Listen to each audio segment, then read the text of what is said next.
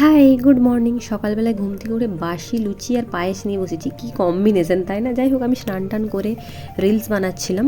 দু একটা রিলস বানানোর পর দুপুরে খাওয়া দাওয়া করে নিলাম। খেয়ে পর একটু ভাত ঘুম মতন দিয়েছিলাম। ঘুম থেকে উঠে গিয়েছিলাম রাকেশ দাদাদের বাড়ি, আজকে ওর জন্মদিন। তো এত প্রচণ্ড বৃষ্টি এসেছিলো বিকেলে। তো যাই হোক, সন্ধ্যাবেলা আমরা একটু বেরিয়েছিলাম রোড যাব বলে।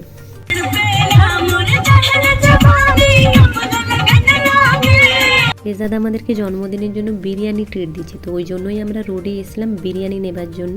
তো এখন কেক কাটার প্রস্তুতি হচ্ছে এখানে।